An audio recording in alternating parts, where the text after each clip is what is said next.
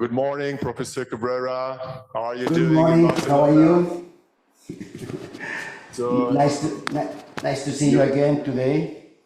So you don't change all over the world. So I already introduced you to our students, so we won't take a lot of time to talk about all of you. So Professor Cabrera is from Spain, is a specialist in cardiac anatomy, and as I told you, we always enjoy every year to introduce this summer school with his conference on the cardiac anatomy. I hope, and as I told you, and I'm pretty sure you will enjoy it, because I never saw all in my life, and I'm 63 years old, cardiac anatomy presented in this way. So it's always a big pleasure. I see that you are very young still. So the floor is to you. Take your time and learn to us everything you can learn to us, and see you at the end of this topic. You can start. Thank you very much. Thank you again for your invitation. Let me introduce Jorge. Jorge is helping us to create all this setup with the post-mortem human heart that we are going to use during this session this morning. And I think that what we are going to have today is one introduction to the general anatomy of the human heart. We are going to see some anatomy landmark around the different area of the cardiac chambers, the right, the left atrium, the right and the left ventricle. And first, although I am going to show you with this specimen. Okay, just a second.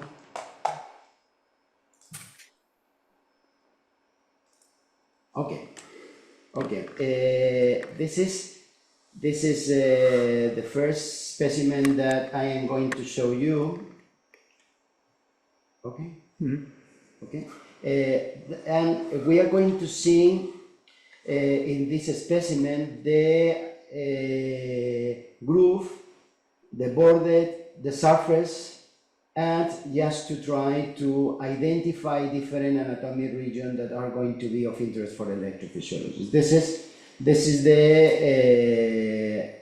an adult post-mortem human heart, and note that when we move the heart, this is not the correct attitudinal orientation of the cardiac chambers, because we are moving the heart, and if I put my heart in this position, my left hand is like the diaphragm, and this is a correct attitudinal orientation. Therefore, this is the sternocostal view, and this is the so-called posterior view, but this is not posterior, this is diaphragmatic view, the diaphragmatic surface, because my left hand is the diaphragm. Let's show here in this specimen. Yes. Just a second. Sí. ¿Por qué se está moviendo tanto la cámara? Porque no tengo la placa esa. Así, mira. Así. Se me está moviendo. Okay. You can see here the sternocostal view, and note anterior interventricular groove, and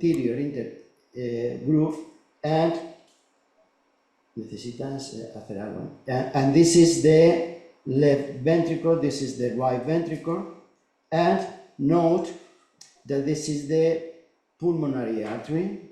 Please note that this is the pulmonary artery. This is the left atrial appendage. This is the aorta. And note here that this is the left AV groove and the right AV groove. Therefore, first point is to consider the surface, the sternocostal surface.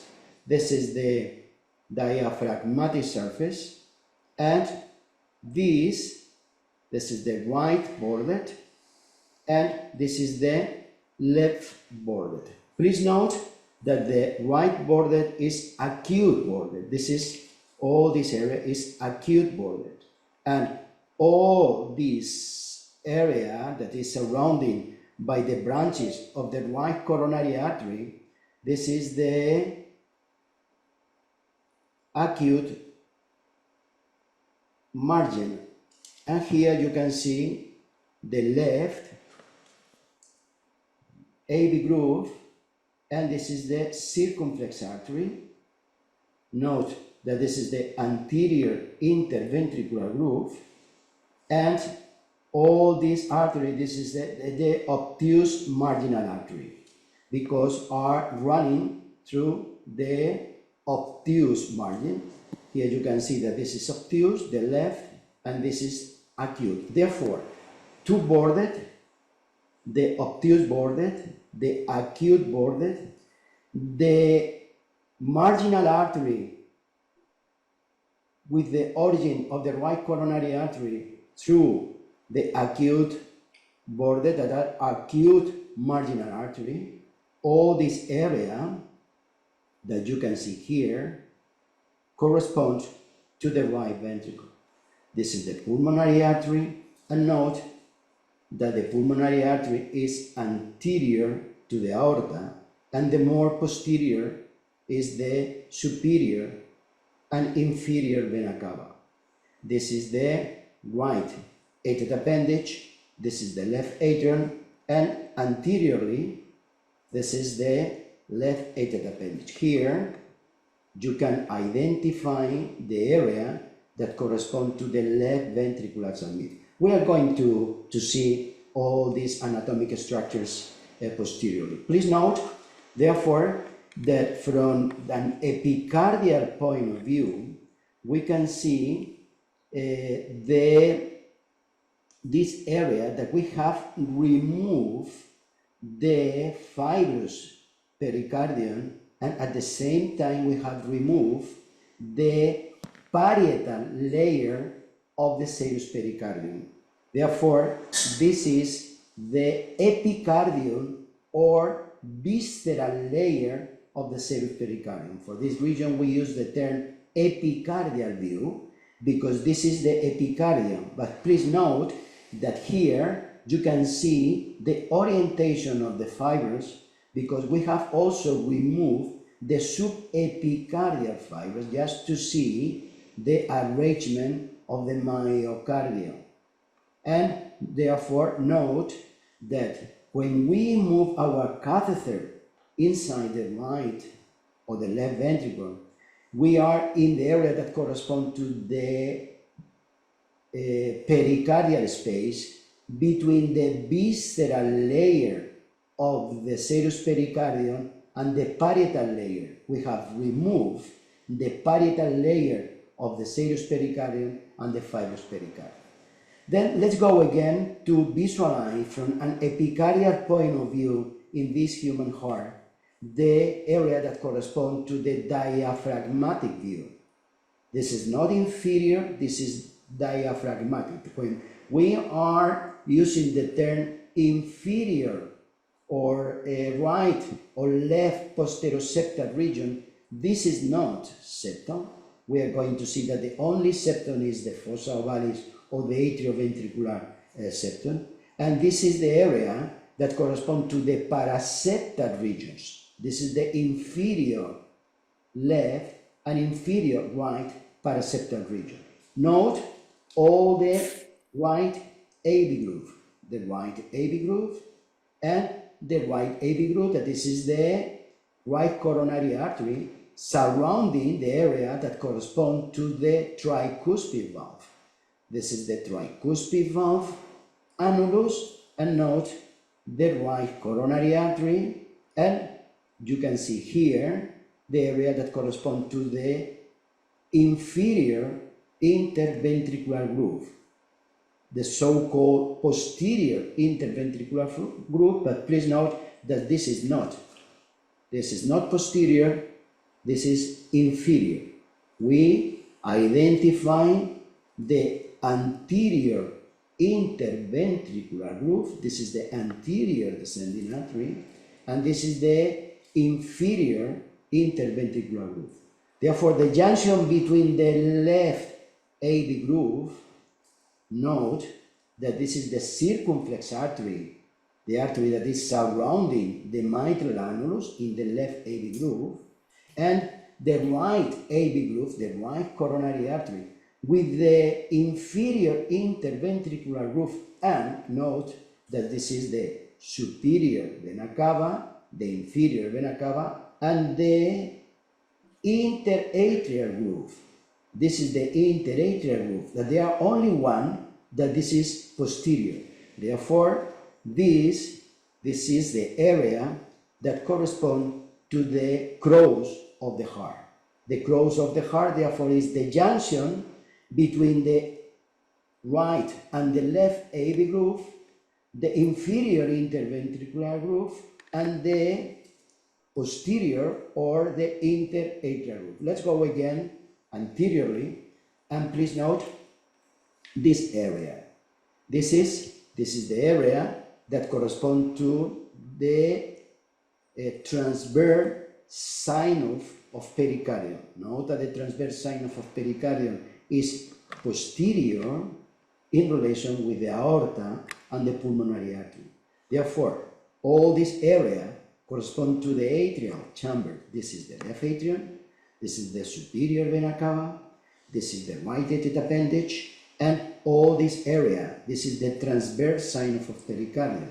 We can identify two signs in the pericardium, mainly, the more important, this is the transverse sign of pericardium and the oblique sign of pericardium posteriorly in relation with the left atrium.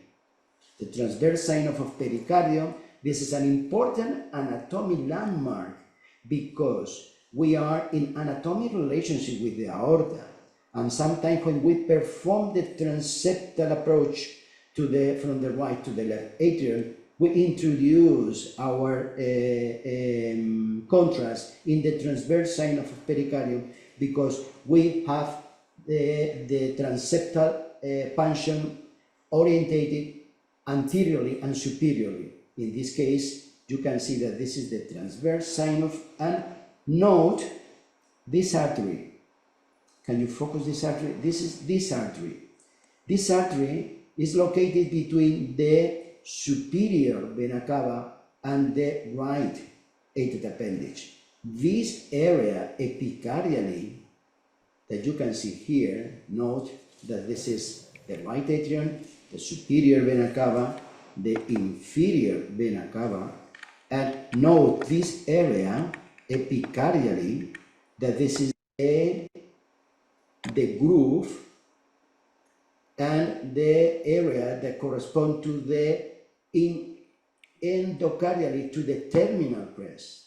This is the sulcus terminalis, and here you can see the superior vena cava and inferior vena cava, the right atrial appendage, and note here that this is the area that corresponds to the synod nodal regions, the region of the synod node. Therefore, the region of the synod node is epicardially located, and in most of the cases are the synod nodal artery arrives from the right coronary artery. But in this case, you can see the synod nodal artery arising from the circumflex artery.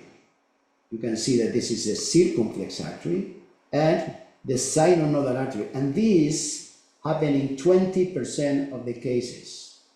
In most of the cases, the synod nodal artery arises from the right coronary artery, and this is relevant because in this case, where the synod nodal artery runs through the transverse sign of pericardium, this is in anatomic relation of the more important interatrial bundle, that this is the Bachmann bundle.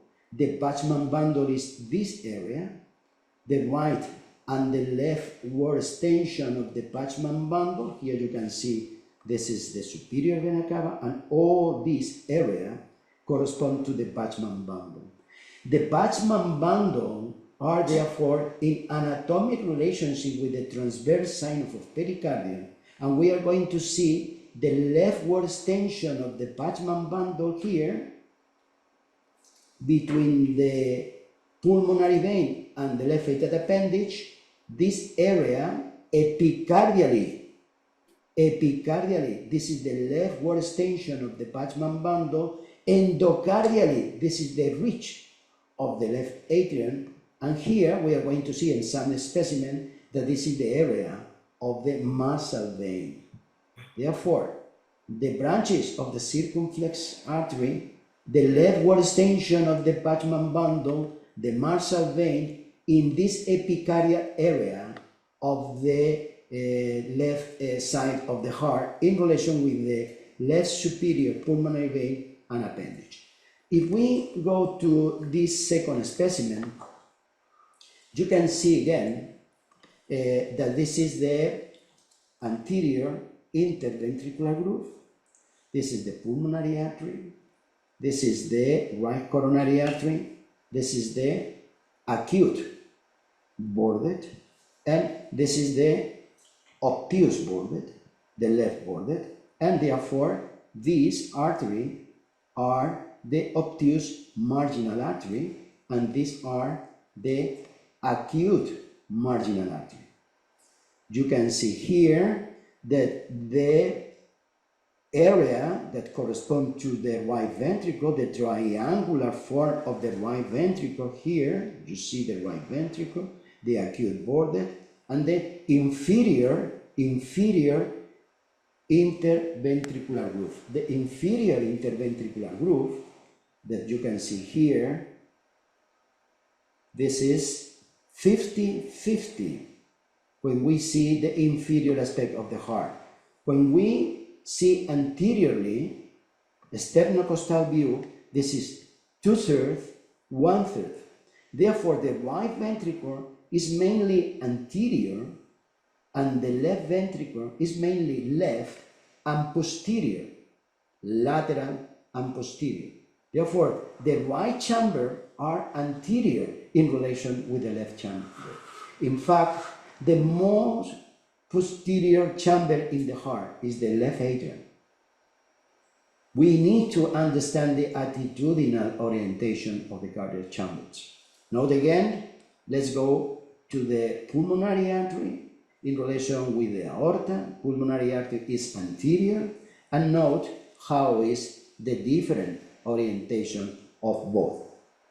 You can see that they are crossing the origin of the pulmonary artery in relation with the aorta. The aorta protruding into the right ventricle in the area that corresponds to the supraventricular crest. We are going to see that in the specimen. Note that all this area of the right ventricle, you can see, this is the so-called infundibulum. This is the infundibulum. This is the conus. And this is the right ventricular outflow tract. We are going to see three components in both right and the left ventricle: the inlet, the outlet, and the apical component. The same for the left ventricle. The inlet component, the outlet component, and the apical component. Three components. But the outlet component is the infundibulum. This is the conus. This is the right ventricular outflow tract. We are going to see that they are not infundibulum in the left ventricle because the presence of the mitral-aortic continuity. They are not continuity between the tricuspid valve and the pulmonary valve. And all these areas that are not in continuity correspond to the aorta here, protruding into the ventricle. This is the area of the right ventricle, and note that this is the aorta in this area of the right ventricular outflow tract. Therefore, the aorta is in between the inlet and the outlet component. All this area artery of the right coronary artery we can also use the term conus artery, because this is the conus. And note that the apex, although we use the three component for the ventricle, inlet, outlet, and apical component, the apex belong only to the left ventricle. The term apical component for the right ventricle is correct. This is the apical component, but the apex belong only to the left ventricle. Therefore, the three component, and note again here the area that corresponds epicardially to the synod-nodal regions. Please note epicardially here and from posterior view, and note that this is the right atrial appendage, and this is the superior vena cava, and this is the inferior vena cava. Note that this is the interatrial groove, and note also that there are some myocardial connection between the right and the left atrium that are not the more important interatrial connection that are the Bachmann bundle. Note that they are superiorly and inferiorly. If you focus here, you can see myocardial connection between the right and the left atrium. And this is crucial in this so-called interatrial groove. Also note here that this is the right atrium, and all this area that here you can see here, this is the epicardial aspect of the endocardial terminal grooves. This is the terminal groove, and here this is the area that corresponds to the synod-nodal region. The synod node is epicardially located, and the AV node is endocardially located. And here you can see that the trabeculated area of the right atrium is all this area of the right atrial appendage. And when we compare with the trabeculated area of the left appendage, is this only this one? This is the area that corresponds to the appendage. This is the epicardial finger-like appendage of the left atrium. You can see the left atrial appendage, and you see the right atrial appendage, the larger area that corresponds to the trabeculated component of the right atrium. Again, let's go posteriorly and note the left atrium. Note the left superior, the right superior pulmonary vein and the right inferior pulmonary vein. And in this case, we have a common ending for the left superior and the left inferior. This is the common trunk. Note that this is the common trunk, and here you can see the superior and the inferior, but all this area is the common trunk. Therefore, epicardially, you can see, and we are going to see in different specimens, this is the fiber that corresponds to the septopulmonary bundle. We are going to see in different specimens. And let's see again the area that corresponds to the posterior left atrium, and let's go epicardially to this area. Note that this is the coronary sinus, and note here the Marshall vein. This is the Marshall vein running through the area that corresponds to the epicardial aspect of the ridge, left pulmonary vein, appendage. This is the epicardial aspect, and this is the leftward extension of the, note here beautifully, the Bachmann bundle. Note the Bachmann bundle, the rightward extension of the Bachmann bundle here, and all this area that corresponds to the Bachmann bundle. Therefore, in the Bachmann bundle, we can distinguish the leftward extension and the rightward extension, and in anatomic relation with the transverse sinus of pericardium, and you can see here. This is the area that corresponds to the transverse sinus, and let's go again to the epicardial aspect of the right and the left AV groove. Note that this is the left AV groove, And you can see the circumflex artery. This is the main coronary artery. This is the left sinus of the aorta. You can see here the aorta. And let's go again to see the right coronary artery and the anterior descending artery through the anterior interventricular groove. Okay, this is an important anatomic region that we have removed the fibrofatty tissue of the pericardium. And here you see this vein,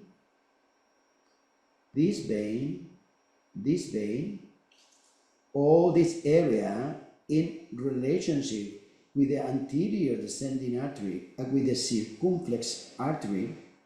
Here, this is the great cardiac vein and the anterior interventricular vein. This is the left ventricular submit epicardially. This is the area that corresponds to the left ventricular submit. Note its anatomic relationship with the branches, with the anterior descending artery, and let's continue the anterior interventricular vein, the great cardiac vein, and here you see the great cardiac vein and the coronary sinus, and the Marshall vein that mark the junction between the coronary sinus and the great cardiac vein.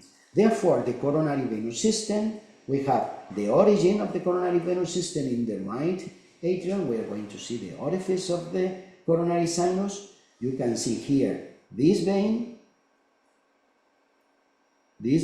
running through the posterior or so-called posterior or inferior interventricular groove, that this is the middle cardiac vein, the coronary sinus, the Marshall vein, great cardiac vein, and the anterior interventricular vein. And in this area is the area of the left ventricular submit. Okay, therefore, you can see here the middle cardiac vein. You can see here the right coronary artery, that this is the dominant coronary artery in most specimens. And here, this is the posterior descending artery. This is the posterior. And here, through the central fibrous body, we have the AV nodal artery. All this groove, this is the right AV groove. If we go to the drawing, let's go to a drawing. Okay, we can see that this is a pulmonary artery. This is the aorta, mitral and tricuspid annulus. Note the orientation. This is anterior and this is posterior inferior. Then note the orientation of the pulmonary valve, and here the aorta. This is mitral annulus and this is tricuspid annulus. Note that here we can see that this is the pulmonary artery, this is the aorta, this is the tricuspid valve, and this is the mitral valve. Then note that this is left and this is right coronary cusp, and this is non-coronary cusp.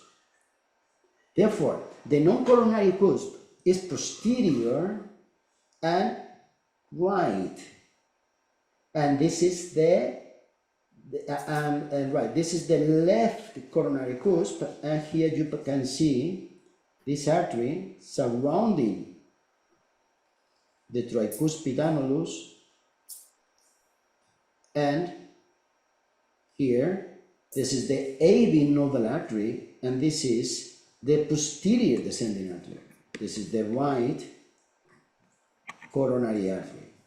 And here you see the anterior descending artery, and this is the circumflex artery. Note that in these cross sections we have a left, right, and anterior sinus for the pulmonary valve. Left, right, and anterior. We can use the term for the anterior non-adjacent coronary cusp, non-adjacent cusp, sorry, for the anterior sinus of the pulmonary valve. And we always use the term non-coronary cusp for the posterior sinus of the aorta.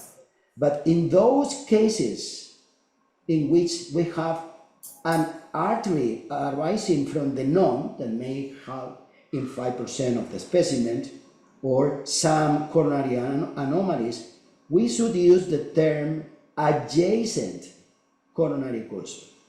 Now, in this case, because the coronary artery is from the right and from the left, the term is non, and this is non or adjacent, and this is anterior or non-adjacent. Please note that this orientation, this is a simple drawing, but this is important, because these orientations and how is the orientation to the left or to the right is very important when we approach the idiopathic ventricular tachycardia, and we need to understand the QRS complex from V1 to V6 and in V1 and AVL. Because if we have V1, V2, V6 from here, depending how it's from in this orientation, from anterior to posterior, we have different pattern of right or left bundle branch in morphology in V1 and V6. Note that it's also important if we divided this line just to understand what is more left or what is more right, to understand how is the morphology in D1 and AVL. Because if we are in this area more negative or more positive if we are in this area. The same when the transition is from V1 to V6. Please note that this is the area of the left ventricular submit, and how is anatomic relation of this left ventricular submit in relation with, for example, with the mitro-aortic continuity. This is the area that corresponds to the mitro-aortic continuity. And, for example, from the anterior papillary muscle or superior or inferior papillary muscle. Please note that this is, if this is anterior and this is posterior, note the transition from V1 to V6, depending how is the position. Therefore, to understand this cross-section is crucial if we want to understand the morphology of the QRS complex from V1 and V to V6 and D1 and AVL in this idiopathic ventricular tachycardia. If we continue with the posterior septal regions, this is the orifice of the coronary sinus, and here we have the coronary sinus, and here is the great cardiac vein, and this is the anterior. Therefore, this is the left ventricular submit. This is the area that we have shown here. This is the area of the left ventricular submit. Note all this area here that correspond to the left ventricular submit. And this is the area that if we continue here, this is the middle cardiac vein. This is the middle cardiac vein. And we can identify this point, and this point, that this is the so-called inferior pyramidal space. The inferior pyramidal space, that's it, this area, is this area here in the specimen, the inferior pyramidal space. This is the area of the middle cardiac vein, the right coronary artery, and the posterior descending artery here. Therefore, this is the so-called inferior paraseptal region. The inferior paraseptal region, this is not septal. This is the inferior paraseptal region, and this is the so-called right and left posteroseptal region, where we ablate the right and left posteroseptal accessory pathway. We need, therefore, to understand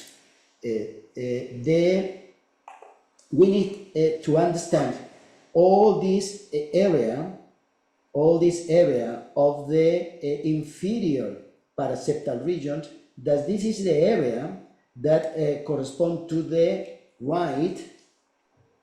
right here and left posteroseptal accessory pathway.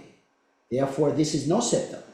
This is the inferior paraseptal region, the area that corresponds to the inferior pyramidal space.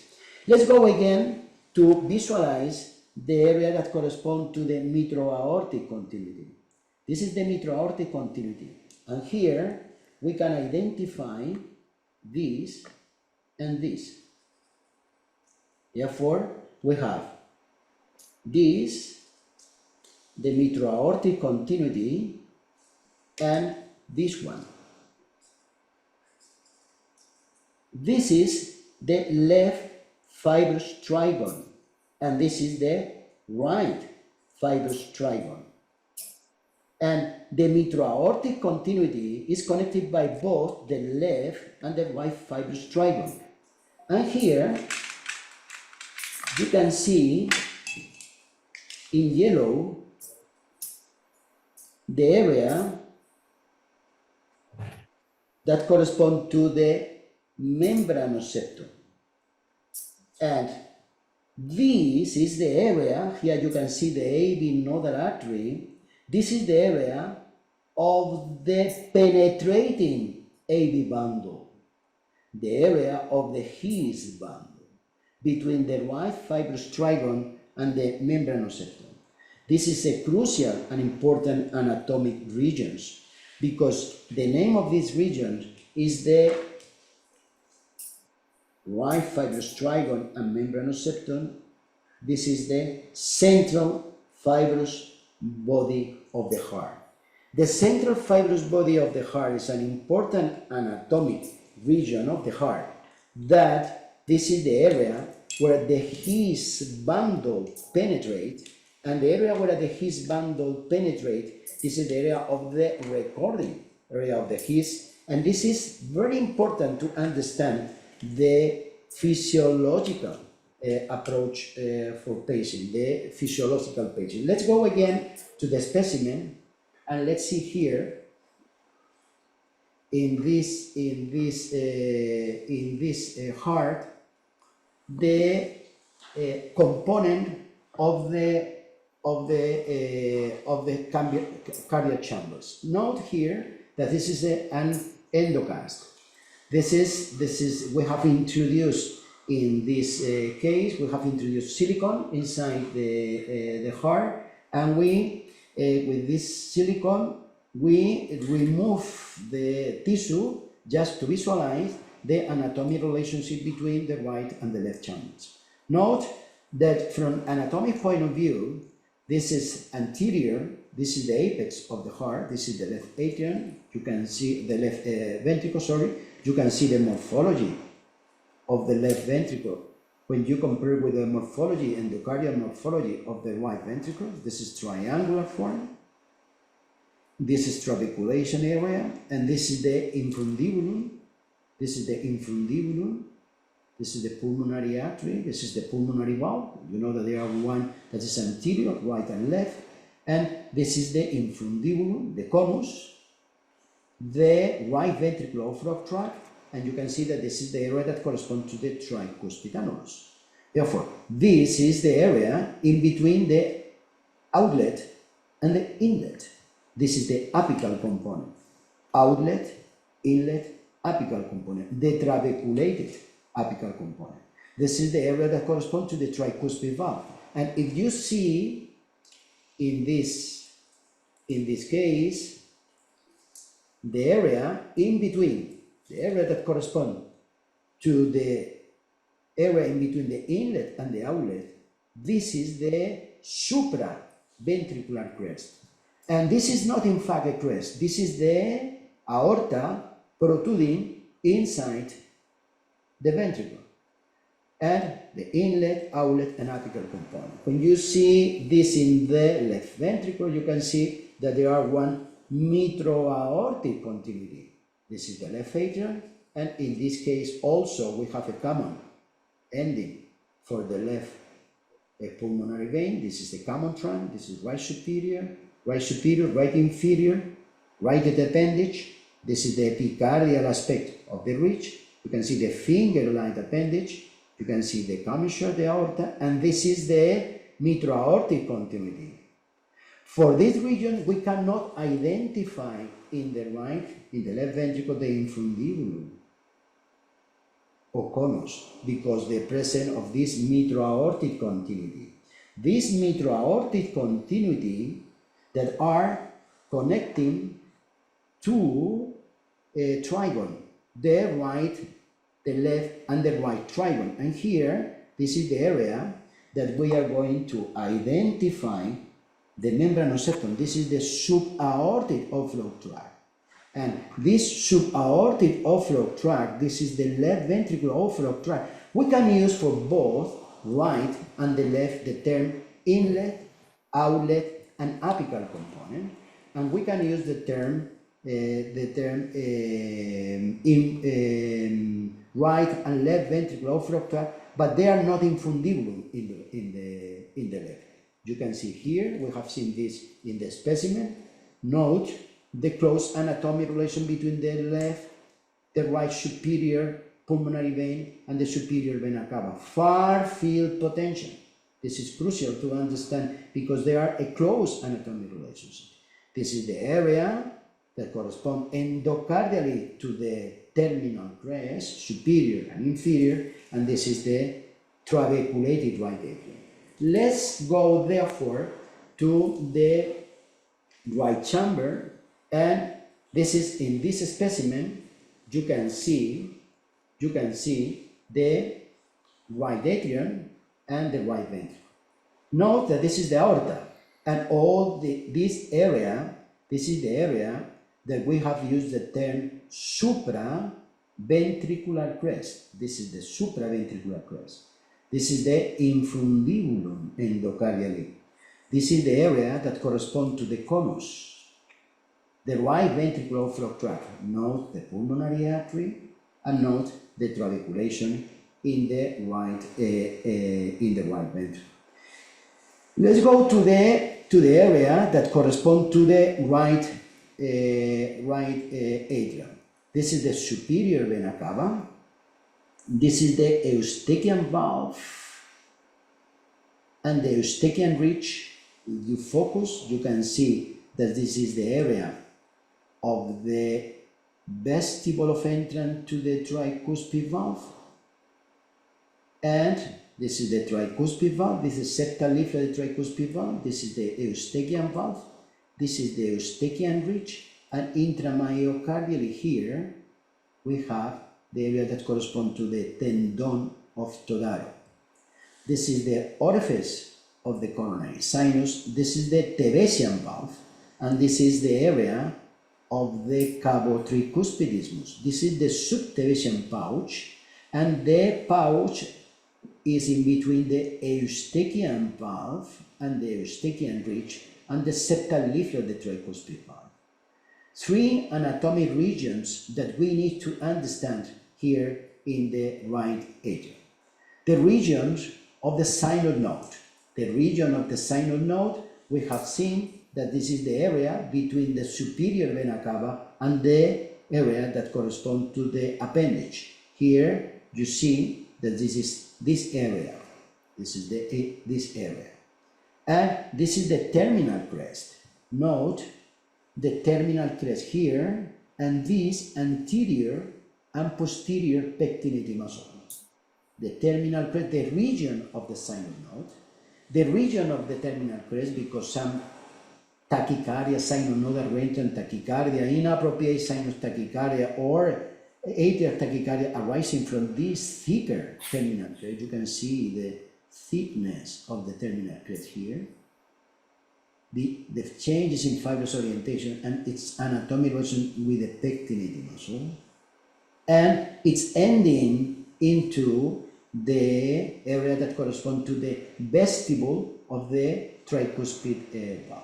All this area that we can see here correspond to the quadrilateral area of the cavo tricuspidismus, anteriorly marked by the septal leaflet of the tricuspid valve, and posteriorly by the Eustachian valve and the Eustachian ridge, and the area that corresponds to the triangle of Koch. This is the anteriorly marked the septal leaflet. Here you see the Eustachian valve, the orifice of the coronary sinus, and intramyocardially here we have the tendon of Togawa. This is this area. You can see that this is septal, this is anterior, and this is posterior leaflet of the tricuspid valve. Therefore, this is the area that corresponds to the limits of the triangle of Koch. The septal leaflet, inferiorly the orifice of the coronary sinus, and superiorly the vertex of the triangle of Koch. This is the membranoseptum. This is the area of the His. And here you can see that if we have a punction here, we go to the inferior paraseptal region. We go out of the heart. We go to the coronary sinus. We go to the inferior pyramidal space. Therefore, the area of the septal leaflet and the tricuspid valve are the AV junction as result of an inferior attachment of the septal leaflet in relation with the mitral valve. Here you see all this area, that this is the area of the His bundle. The His bundle is in this point. And if I don't know if we are able with this light, but probably you can see here by transillumination, you can see by transilluminations the area of the membranoseptum. This area of the membranoseptum, this is the area where the His bundle penetrate. And please note how is this anatomic relation. This is the vertex of the triangle of Koch. This is the area that I have shown you here in yellow. And this is one of the two components of the central fibrous body of the heart. The central fibrous body is the right fibrous trigon and the membranoseptum. And this is the area that is in anatomic relation with the supraventricular crest. Remember, this is the aorta. The aorta is protruding in between the inlet and the outlet component of the right. And this is crucial because this is in anatomic relation with the subaortic outflow tract.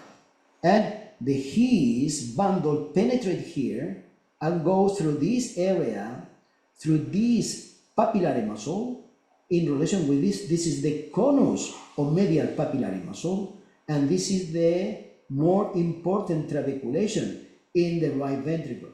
And the right bundle branch goes through this area and goes through the moderative band that we are going to see a different specimen. Note that the His bundle penetrate and the left bundle branch go perpendicularly through the subaortic outflow tract between the area that corresponds between the non and the right, and this is the aortic leaflet, and this is the mural leaflet of the mitral valve. Let's go again here in this specimen to see the right atrium. Note that here you see we have open, just to you can visualize the right atrium. We have opened the right atrium like a book. Not here, just to visualize all the area that correspond to the tricuspid annulus. Here you can see the tricuspid annulus, and this is the right ventricle. This is the right ventricle outflow tract. Here you can see the pulmonary valve, the infundibulum, the supraventricular crest, the apical component, the inlet component, and you can see this trabeculation. This is the moderative band. Here, note the moderative band in connection with the anterior papillary muscle. And note here, let's go again to the right atrium, superior vena cava,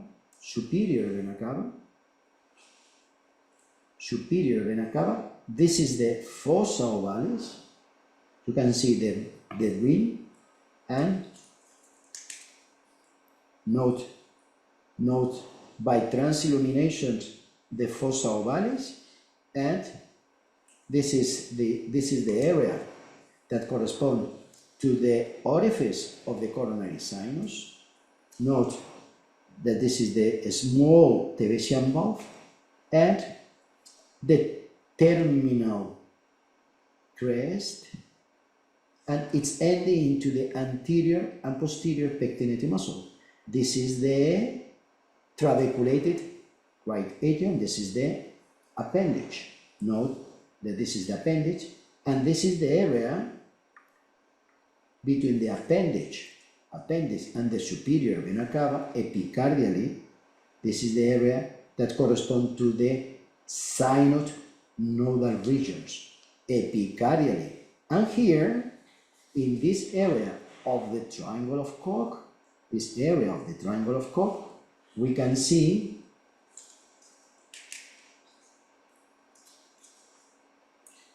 all this area, fossa ovalis and the membranous septum, all this area of the triangle of Koch, and this is the area containing the compact AV node. This is the pouch. Note here the pouch, the very important pouch in this case, and this is the cavo tricuspidismus. Therefore, the region of the sinus node, the terminal crest, and is ending into the anterior pectinate muscle, the thicker terminal crest, the region of the triangle of Koch, the cavo tricuspidismus are an important anatomic landmark that we need to take into account in the right atrium. Note here from superior to inferior the fossa ovalis. And if you see the anatomic relation of the fossa ovalis, you can see that this is the aorta. And note that this is a simulated right anterior rib projection. Punction here, if we go superiorly or anteriorly, probably we go through the aorta.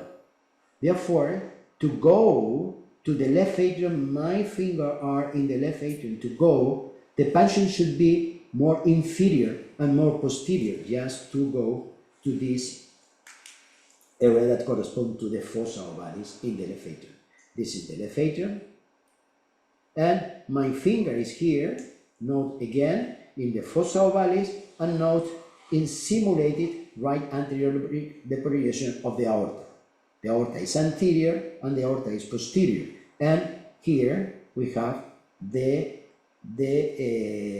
my left hand is the left atrium. Therefore, puncheon superior and anterior, we go to the transverse sign of pericardium. Remember that this is the transverse sign of pericardium, and we are close to the aorta. Also, inferiorly, we have the inferior paraseptal regions. We have, note that this is out of the heart also. Therefore, the only interatrial septum is the fossa ovalis. Because if we have puncheon here superiorly and we have puncheon here inferiorly, yes, we are going to the left atrium, but we are going to this area that this is out of the heart. And please let me show you in the 4-chamber view here. This is a 4-chamber view that you can see that this is the, let's orientate for you. You can see that this is the left atrium, this is the right atrium, this is the the mitral annulus, and this is the tricuspid annulus. You can see that the tricuspid annulus is inferiorly in relation with the mitral annulus, and this is all this area in between the right and the left. All this area from superior to inferior, okay? It's clear. But look here. And look here. This is not interatrial septum. This is the fossa ovalis. This is the through fossa ovalis. Inferiorly and superiorly, of course. If we go from here, I am going from here, I am going to the left atrium, no doubt. But this is going to be a disaster because I am going out of the heart. This is out of the heart. This is fibrofatty tissue, and this is the inferior paraseptal regions. This is this area. This is the inferior pyramidal space, all this area. Therefore, puncheon superiorly and puncheon inferiorly, disaster, because we go out of the heart. Therefore, we need to identify the correct anatomy of the fossa ovalis. In the previous heart, I showed you the anatomy of the fossa ovalis in relation with the transverse sign of pericardium in the aorta, that this is more posterior and more inferior. And please note how is that relevant of to identify the true interatrial septum. In this specimen, I am going also to show you something that is very relevant in relation with the with this area of the AV junctions. Note that this is the tricuspid annulus and this is the mitral annulus. But in this drawing, I show at the same level. But please note that we have an inferior, this is the left atrium, this is the right atrium, this is the attachment of the mitral valve, and this is the attachment of the tricuspid annulus. And note that this area, this is the mitral annulus, and this is the tricuspid annulus. We have an inferior attachment of the mitral annulus. This is one, and this is the second. Okay? And you can see that we have an inferior attachment of the tricuspid annulus in relation with the mitral annulus. And the result of this attachment is this point from the right to the left, that is the so-called atrioventricular septum. The atrioventricular, you can focus please from atrio to ventricular septum. And if you see in this specimen, this is the interventricular septum, the muscular interventricular septum. And here we have the membranous septum connecting the right with the left. And this is the orifice of the coronary sinus.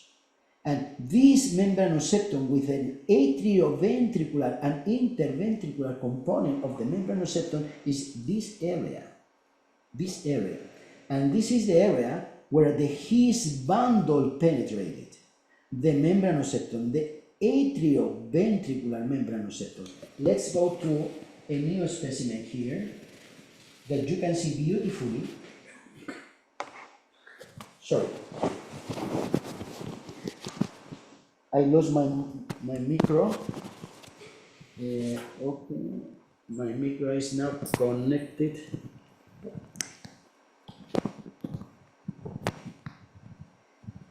Okay, can you hear me correctly? Yeah. Okay, thank you, thank you.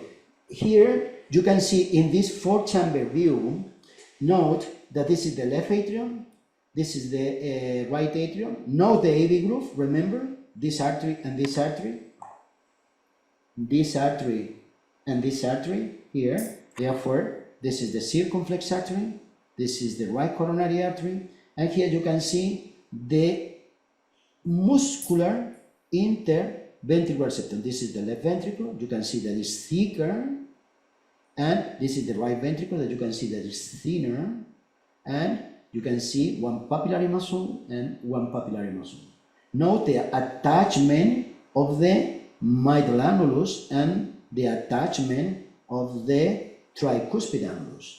And you can see this level and this level. Note, if we focus here, this, can you see how is the tissue here? This is fibrous tissue. Fibrous tissue, this is muscle. Therefore, this is the interventricular muscular septum, and this is fibrous tissue. This is the so-called central fibrous body of the heart. The area that corresponds to the right fibrous trigon and the membranous septum. This area, septal leaflet, mitral valve. And this is the area where the His bundle penetrate. And if you try to see how is this, please note, this is the septal leaflet, you can see the septal leaflet, and this is the orifice of the coronary sinus. Therefore, this is the triangle of Koch, and this is the vertex of the triangle of Koch, the vertex of the triangle of Koch, and the vertex of the triangle of Koch. Therefore, this is the membranous septum, the central fibrous body. The His bundle penetrates here, and we have the right bundle and the left bundle. Then, if we move to the, let's show here. If we move to this specimen here, you see, again, please note in this specimen the different fossa ovalis and the area here by transillumination that correspond, can you see here, that correspond to the orifice of the coronary sinus. This is the Eustachian valve. Eustachian valve, remember that this is closed here.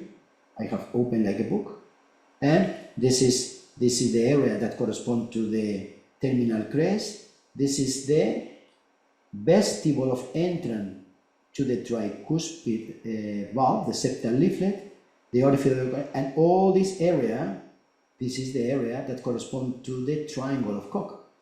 But the triangle of Koch, inferiorly, it is in very close anatomic relationship with this, and this is the subtevesian valve, subtevesian pouch. This is the pouch of the cavotricuspid. Can you see the pouch there? But if you see the pouch, and I put in the pouch, look where is my finger, out of the heart. Therefore, the base of the heart, the cavotricuspid isthmus, you can see that this is the base of the heart. And this is the area close to the cross of the heart. Therefore, take care when you are mapping in these regions of the cavotricuspid isthmus, because these that you can see in the inferior aspect by transillumination of the orifice of the coronary sinus, that this is the pouch, and anteriorly you can see the vestibule. Therefore, this is from anterior to posterior, vestibule, pouch, and antevesian. This is out of the heart. This is epicardially located. Therefore, take care and control the ablation procedure in this so-called easy ablation, but this is not, and because here we have also in this area the right coronary artery and the AV nodal artery, because this is the His bundle area.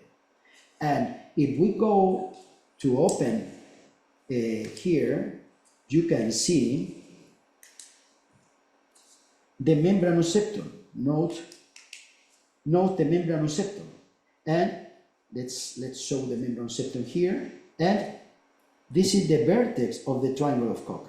And this area of the membranous septum is in close anatomic with the septal leaflet and the supraventricular crest, because the His bundle, the left bundle branch is in relation with the subaortic outflow tract between the non, and we have to see the non coronary cusp and the right coronary cusp. Let's go now to the right ventricle and let's see what are the main anatomical determinants in the right ventricle. The right ventricle, if I go to a drawing, we have the superior, the inferior, the appendage. Let's go here, and let's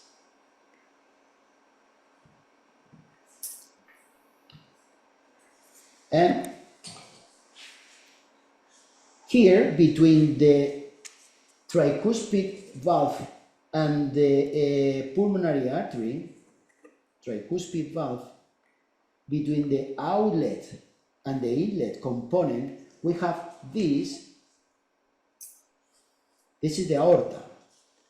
Therefore, this is the supraventricular crest. The supraventricular crest is located in between the outlet and the inlet, between the infundibulum or conus or right ventricular outflow tract and the inlet component. This is the apical component.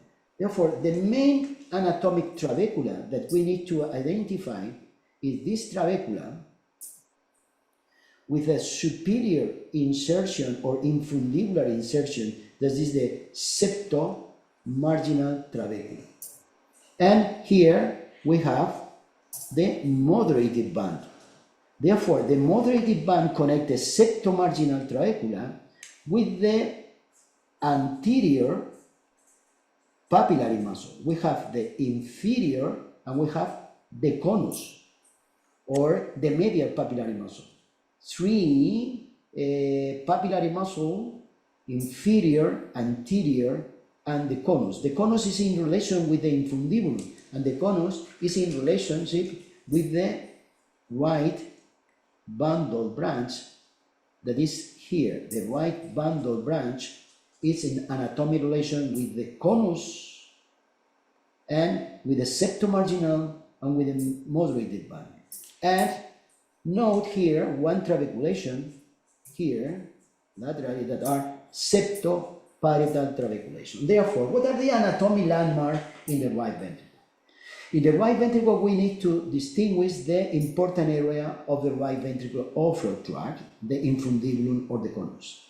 And in the infundibulum or the conus, we have the infundibular attachment of the septomarginal trabeculation. We have the septoparietal trabeculation. We have the supraventricular crest and the conus in relation with the right bundle branch. We have the moderated band connecting the anterior papillary muscle with the septomarginal trabeculation. Let's go to this specimen. Here in this specimen you can see the right ventricular outflow tract. This is the infundibulum, and note here that this is the supraventricular crest. Note my finger is inside the aorta. Look here. This is the supraventricular crest between the inlet and the outlet. And note here the pulmonary valve. And let's try to see inside the pulmonary valve here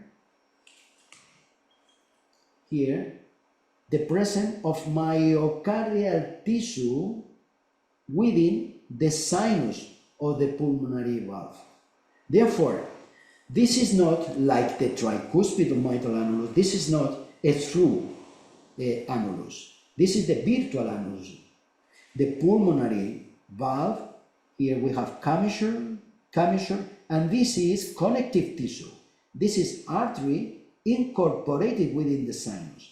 And we have muscle here incorporated within the, here we have artery, incorporated within the ventricle, and we have ventricle incorporated within the sinus. Therefore, we have ventricle, artery, ventricle, and artery.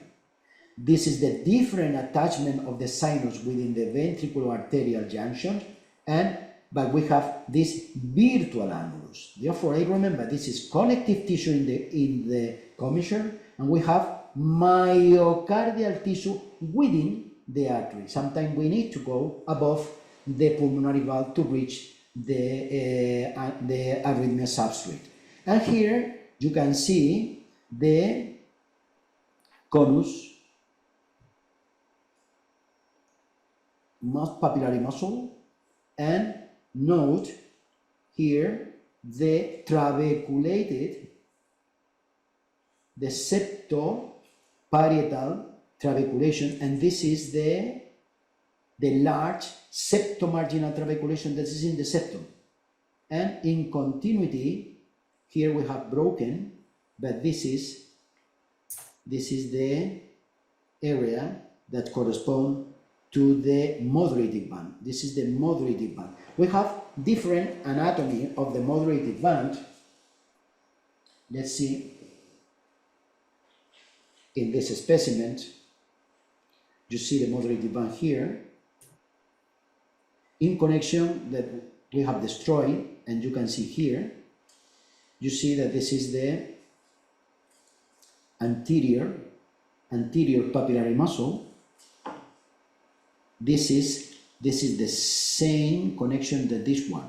You can see this one and this one. If I close, okay, then we have open just in the area of the anterior papillary muscle, and this is the anterior papillary muscle. Should we use the term one papillary muscle or group of papillary muscle? It's very simple. It's just to see this specimen. You can see different base, different head, and different body of the papillary muscle. The same for the superior and inferior papillary muscle of the left ventricle. We are going to see. Therefore, we have the large and important septomarginal trabeculation. We have the septoparietal trabeculation. Here you can see the septoparietal trabeculation in this here, this one and this one. These small tissue are without trabeculation, but the subpulmonary area, we have this septoparietal trabeculation, the septomarginal trabeculations, in continuity with the moderative band connecting to this papillary muscle. You see this papillary muscle, and this papillary muscle is this one, and note that we should use the term group of papillary muscle. Can you see the complexity of the papillary muscle? Are you able to see 3 papillary muscles with the specimen in your heart, in your hands, the so-called superior, inferior, and anterior papillary muscle? No. The complex arrangement of the trabeculation in the right ventricle, you can see, allow us to use the term group of papillary muscle. Group for the anterior papillary muscle and group for the inferior papillary muscle. Note that this is the papillary muscle that go to the septal, anterior, and posterior leaflet of the tricuspid valve. Therefore, the septomarginal trabeculations in continuity with the moderative band ending, the moderative band, here we have the right bundle branch ending to the groove of anterior papillary muscle. Look in this specimen again, and note here the septoparietal trabeculation beautifully. Look, this is whole, completely. When we are mapping in this area of the right ventricular overflow tract or infundibulum, and this is very complex anatomy. Here you can see the conus, or the area that corresponds to the medial papillary muscle. You can see the tendinous cord, and now this is all this area beautifully. We have the section correspond to the septo-marginal tuberculations. And again, can you see the complex anatomy of the papillary muscle? Note how the head, the body, and the attachment in the apical component for the complex groove of papillary muscle in the right ventricle.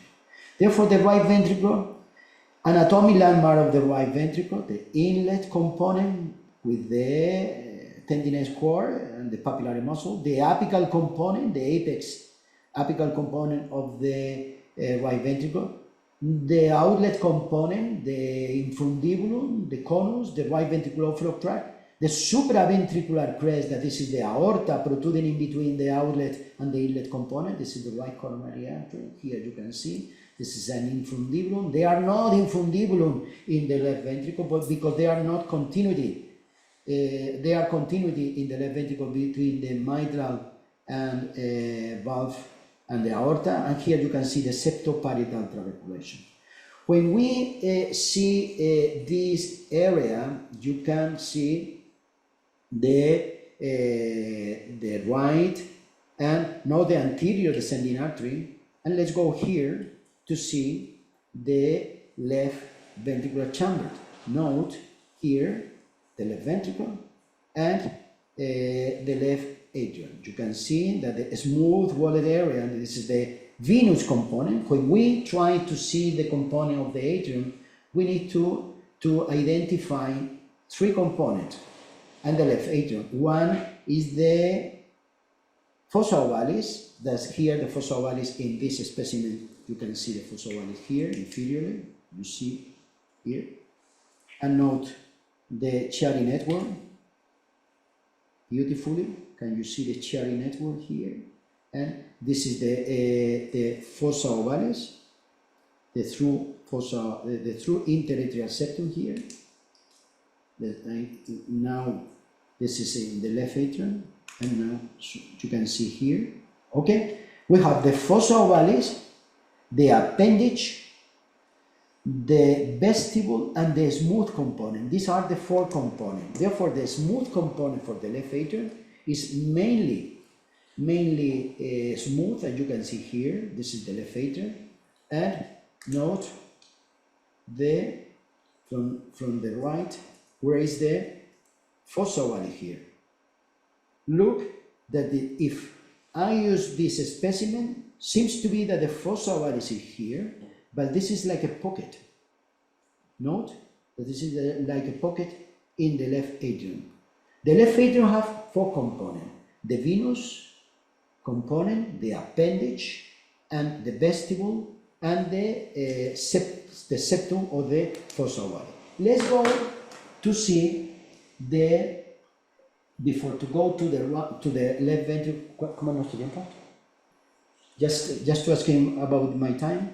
Como una hora, un poquito menos de una hora. Okay. 50 minutos. Okay, we are perfect. Let's see in this specimen. This is like a four chamber view. This is similar to these sections. Note that this is how is the orientation of the aorta and the pulmonary. And now look here again. Just through the left, and through the right. Okay, let's see in this four-chamber view that this is the pulmonary artery. This is the aorta. Okay, this is the aorta, and this is the left atrial appendage and the aortic leaflet here, because this is the aorta, and the mural leaflet. When we see the leaflet, this is the form of the aortid, and this is the form of the mural leaflet. You see the attachment, this is the aortid and the mural. Here seems to be that it's similar, but if we go here, this is the aortic leaflet, and this is the larger attachment of the mural leaflet. All this area surrounding the mitral annulus, this is the vestibule of entrance to the mitral valve. And all this area, this is the vestibule of entrance to the tricuspid valve. Note that this is the appendage, a finger-like appendage, and this is the entrance of the appendage. This is the orifice of the appendage. Let's go now inferiorly. You see here inferiorly, this is the interventricular septum. This is the right ventricle. You can see triangular form of the right ventricle, oval form of the left ventricle, thicker, thinner. All the area that correspond to the muscular interventricular septum. And you see the pulmonary valve, note the pulmonary valve, and can you see all this area? This is the area that I have previously identified as the septomarginal trabeculation. With this section inferiorly, this is the septomarginal trabecula. And what is this? The septoparietal trabeculation. You can see the septoparietal trabeculation. It's like a hole. Okay? You see the area, and note the septal attachment of this medial papillary muscle. This is the medial papillary muscle, and you can see the leaflet, one leaflet, and let's go again here to see the leaflet. You can see the septal leaflet, and the anterior and the inferior leaflet. Therefore, this here, you can see this leaflet correspond to this leaflet. Can you see my finger? This is septal, and this is the anterior leaflet of the tricuspid valve. Therefore, let's continue here to see the one leaflet and the second leaflet, and let's go to the left side. You can see one valve and one valve. Remember that we have the aortic and the mural. And let's go again here to see here. This is the aorta, and therefore this is the aortic leaflet. This is the aortic leaflet, and this is the mural leaflet. You can see here the area that corresponds to the mural leaflet. Let's go. Just a second. Let's go to show you the anatomic relation between the right AV junction with the left ventricular outflow tract. Let's begin to identify what is this. This is the orifice of the coronary sinus. And for your understanding, I'm going to use the blue one. This is this one. Okay, the orifice of the coronary sinus. Here we have the right coronary artery, and this is the orifice of the coronary sinus. Therefore, this is the septal leaflet. This is the septal leaflet. The orifice of the coronary sinus and the septal leaflet, and this is the vertex. This is the septal leaflet, and this is the vertex of the triangle of Koch. Therefore, these are the limits of the triangle of Koch: vertex, septal leaflet, and the orifice of the coronary sinus. Let's focus the light from the left, where I leave the.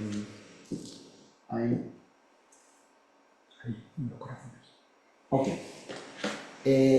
let's see, look the light. The light is in the left ventricular outflow tract. And the light is in the left ventricular outflow tract, and you can see, just a second, you can see by transillumination the atrioventricular component of the membranous septum. Remember that we have this component, the membranous septum, and the right fibrous triangle. And the membranous septum, we have two components, one interventricular and atrioventricular. And this is the atrioventricular of the membranous septum. You can see here the limit of the triangle of Koch. By transillumination is where the His bundle penetrates.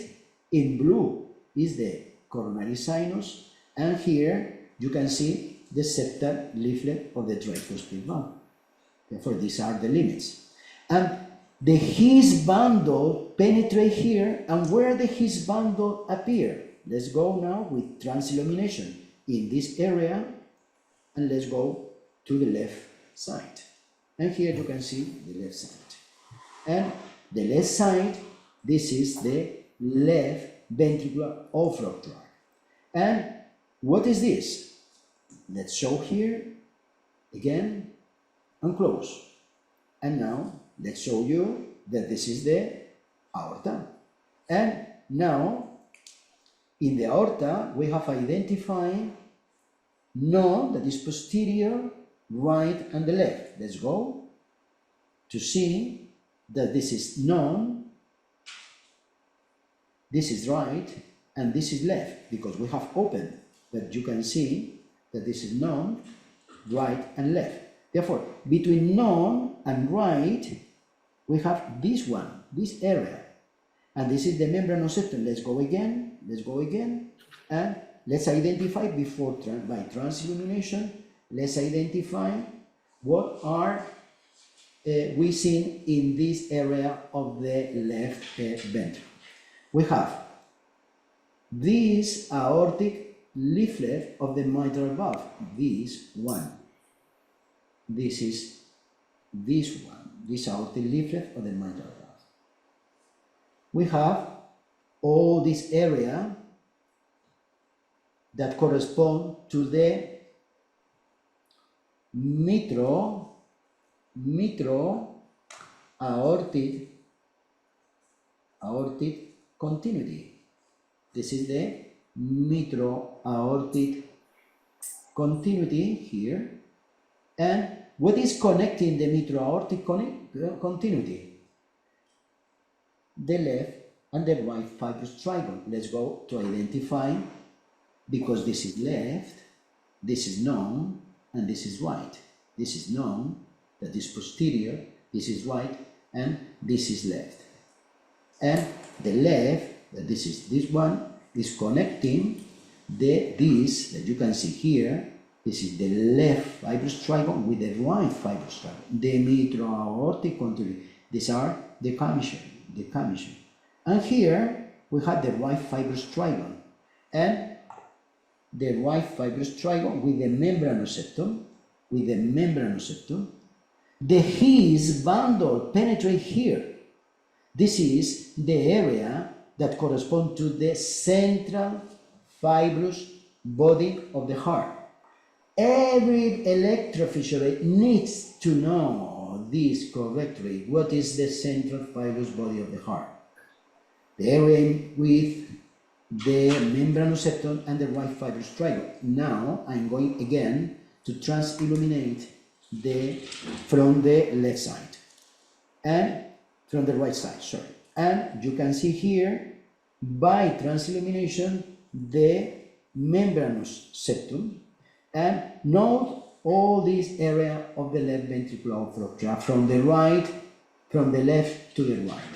From the left fibrous triangle,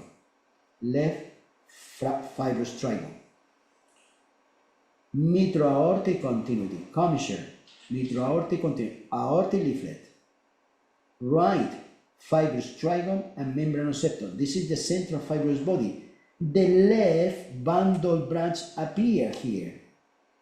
We have the his bundle penetrated through this area, and the left bundle branch appear here with the three subdivisions: superior, septal, and inferior subdivision branches of the left bundle branch.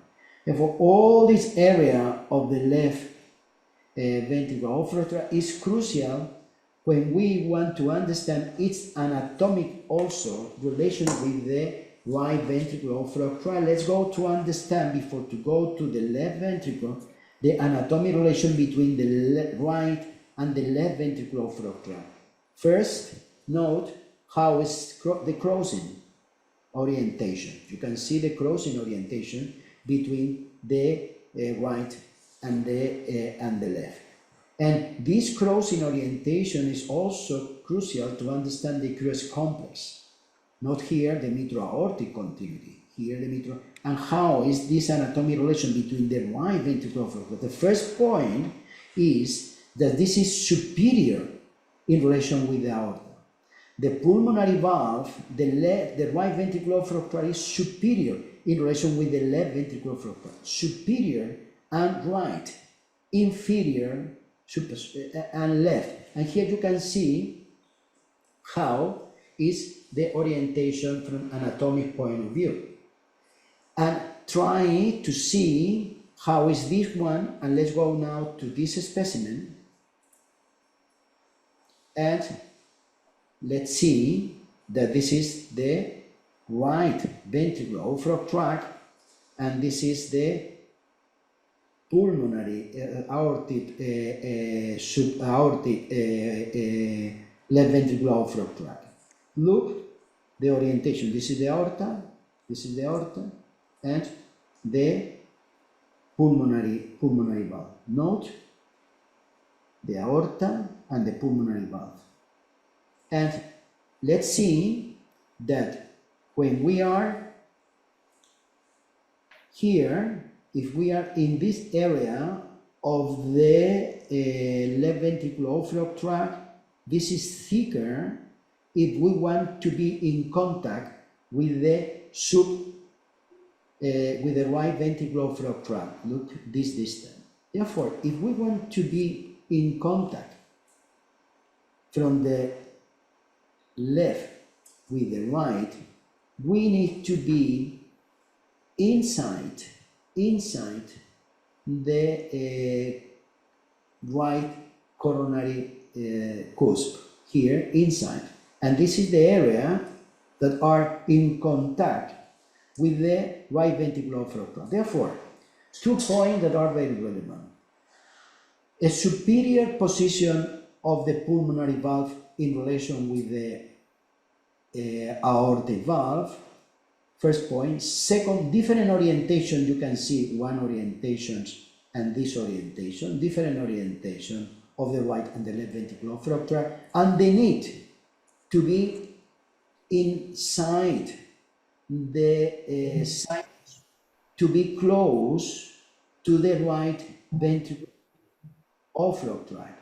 You see here that this is, my finger is here, and you can see my finger here, that I am moving my finger and in relation with this one. Okay, therefore this anatomic relation is crucial. Let's go to visualize this left ventricle before to go to the left atrium. Here you see the left ventricle, and this is a beautiful specimen that allow us to see how is the complex anatomy of the left ventricle. The left ventricle, we have the 3 components. The inlet, we have seen the outlet in the previous specimen, the left ventricular outflow tract, and the apical component. But it is crucial because now many people are mapping the papillary muscle in the left ventricle. And this is again and again. This is the specimen. Let's go. This is not attitudinal. Let's go to the left ventricle, and let's open like a book. Okay. Then this is the left atrium, and note again in this specimen the pocket, this is the fossa ovalis, and this is the venous component of the left atrium. And let's go here to see the leaflet of the mitral valve. Remember, aortic leaflet, look the form of the aortic leaflet in contact with the aorta, and the mural leaflet. Then this is the aortic leaflet and this is the mural leaflet, because the aorta, here we have the aorta here, look my finger in the aorta, and look where is my finger now, here, in touching the mitral, the aortic leaflet of the mitral valve, because this is the area that corresponds to the mitro-aortic continuity. Look here, you can see at the end, you can see the aorta. Can you see the leaflet of the sinus of the aorta, the cuspid of the aorta? In this is the left ventricular outflow tract, and you can see the mitro-aortic continuity. And let's go, you can see the area that corresponds to the area of the left ventricular outflow tract. But let's go again here to see that this is the aortic leaflet and the mural leaflet. The first point is that from attitudinal orientation, the heart is in this position. Therefore, this is superior, sternocostal, and this is diaphragmatic. This is inferior. If we use the attitudinal orientation, this groove again of papillary muscle, because it's simple to understand that this is not one papillary muscle. This group of papillary muscle are superior. We can use the term anterosuperior or sternocostal, but from my point of view, we should use the term superior papillary muscle, and these are inferior papillary muscle. People use the term inferoseptal papillary muscle, but can you see that the septum is this one? This is not necessarily septal. This is our inferior papillary muscle, and these are superior papillary muscle. Sternocostal, diaphragmatic view. Just to your understanding, let's go from this view. Let's see that we have the superior papillary muscle, and you can distinguish the base, the body, and the head. We have two heads here, and we have the body.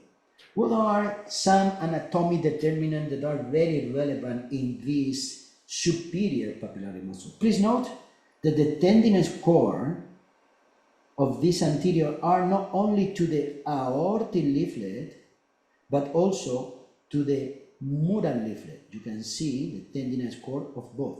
This is the head and this is the head. One point, the tendinous cord. Second point, several head, 1, 2, 3, for this groove of papillary muscle. And can you see muscular connection between the head and between the body? You can see this muscular connection, and how is the attachment of this papillary muscle in relation with the mural ventricular tissue of the left ventricle. Here you can see this in the superior, and let's go now to the inferior.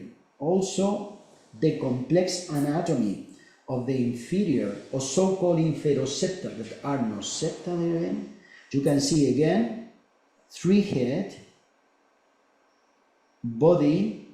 Different is difficult to use terminology in this group of papillary muscle, because you can see this in the body and in the head, this muscular connection. Beautifully, you can see this muscular connection, even from the head directly to the free wall. You can see the free wall and the muscular connection, and this is the base.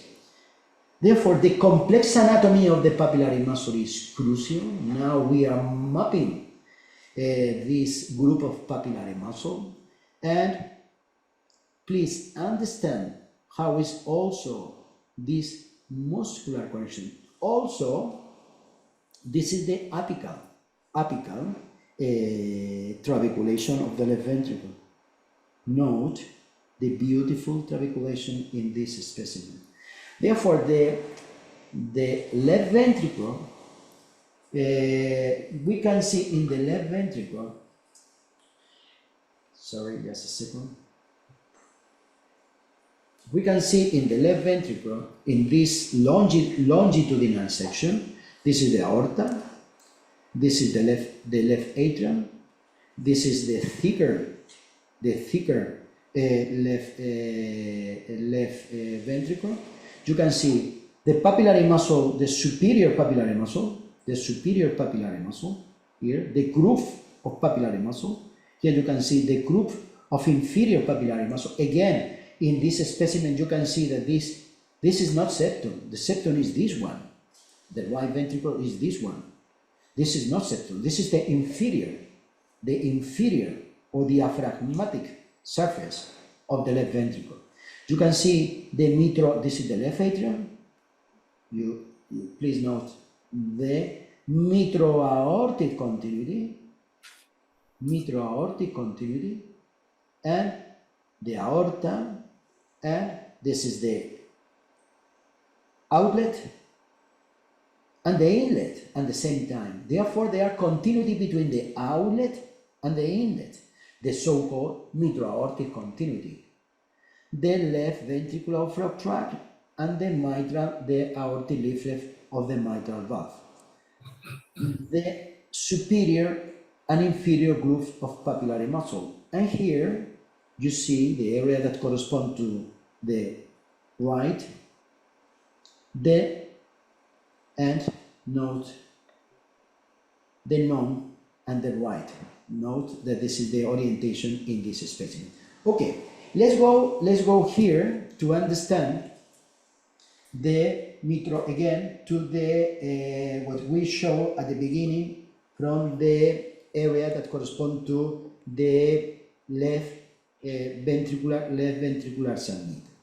This is an important area, also an important landmark in the right, the left ventricle, and you see that from an epicardial point of view, we have removed, in this specimen, we have removed the epicardium, and we have the anterior interventricular vein, we have the myocardial vein, its anatomic relation with the coronary artery. This is the anterior descending artery, and this is the circumflex artery. Therefore, this is the left ventricular summit. People use the term accessible and non accessible area. Therefore, from anatomic point of view, we can use the approach of the coronary venous system, epicardially, the coronary venous system, and note also the anatomic relation of the appendage in relation with this left ventricular summit, and how is the right ventricular outflow tract in this, and note the sinus, the left coronary sinus of the aortic valve here in this anatomy. Let's go to this section to visualize the left ventricular summit. This is the pulmonary valve. This is the aorta, and this is the left atrial appendage. Okay, the left atrial appendage. This is the area that corresponds to the summit. What happened here? You can focus. We have not removed the epicardial tissue, the fibrofatty of the epicardium. Therefore, you cannot see correctly the coronary venous system and the artery. And first point, the close anatomic relation of the appendage with the summit. This is the appendage and this is the summit. Second, the anatomic relation of the aorta and the pulmonary artery. Let's see here and here, and this is the summit. You see the summit, and note the artery and the vein here. The artery and the vein. This is the fibrofatty tissue of the summit, and the coronary artery and vein. And let's go now, you can see this area, let's go to see by section the submit. This is the submit. This area, this is the left ventricular submit. The thicker left ventricular submit. For this reason, if when we approach endocardially, what is the problem? The thicker tissue. It depends how is the location of the focus. But epicardially, we have the fibrofatty tissue. You see here the fibrofatty tissue, the appendage, and now the artery here. This is the circumflex artery. Approaches from the coronary venous system. Epicardially approaches. What is this? This is the left coronary cusp. This is the left, and the right. Remember, the left. Therefore, approaches from here, from the left ventricular outflow tract and the left coronary cusp. Epicardially, endocardially, left coronary cusp, and if you see here, approaches from the right ventricular outflow tract. Right ventricular outflow tract. Therefore, to know here you see from the left side, you see the artery, you see the approach from here to the pulmonary valve. Just a second. Okay, this is the artery. This is the fibrofatty tissue of the left ventricular submit, and how is this position from the right ventricular outflow tract. Right ventricular outflow tract, epicardially coronary venous system, and endocardially the thicker myocardial tissue and the left coronary cusp. Finally, let's go to the left atrium. Let's see in the left atrium. Here in this beautiful sections, note that we have removed both right and the left atrium, and just to visualize how is the subendocardial myocardial content of both left and the right atrium. Note here in this section that this is the superior vena cava, this is the inferior vena cava, and this is the right atrial appendage. By transilluminations, you can see the beautiful arrangement of the right atrial appendage. This is the epicardial aspect of the sinonodal region, superior vena cava, appendage. This is the region of the sinonode. Endocardially, we have the terminal crest, the inferior vena cava, and you can see the trabeculation of the right atrial appendage, the anterior and posterior pectinating muscles. Can you see here the thinner myocardial tissue of the base of the right atrium? This is the inferior vena cava. Therefore, this is the area of the isthmus. Inferiorly, you can see the myocardial, these longitudinal fibers beautifully. This is the base. Therefore, to understand how is the anatomy of this myocardial arrangement is also crucial. Superior vena cava, inferior vena cava, terminal crest. Note again here the area that corresponds to the pectinating muscle, the superior vena cava. Look this area, just in the inferior aspect between the superior vena cava here, thinner area, and we are just in the area of the superior appendage, and this is the Pachman bundle. Here we have removed imagine that here we have the aorta and the pulmonary valve. We have removed just to see this area, that this is the area of the transverse sinus of pericardium. Note that here you see beautifully the Pachman bundle. And you see the Pachman bundle connecting the right wall extension of the Pachman bundle with the left wall extension of the Pachman bundle. This is the appendage, and this is the area between superior, inferior, and here you can see in this specimen one intermediate right pulmonary vein, superior, the close anatomic relationship between the superior, right superior and the superior vena cava can be seen here. You can focus please, this is beautiful also, these myocardial connections, and we need to understand this myocardial connection. Note the thinner tissue here in the vestibule. This is the thinner vestibule. Again, from here you can see the right atrium, and you can see the thinner vestibule. This area is very thin in the specimen. Okay, you can see this area is thicker, and this is very thin. And note the appendage. Then we have the right wall extension of the Pachman bundle and the left wall extension of the Pachman bundle, and these go to form the area epicardially that corresponds to the epicardial aspect of the ridge. This is the epicardial aspect of the ridge. It's beautiful to understand what is happening when we have block in this area. Probably you know this. In just a second, just to show you.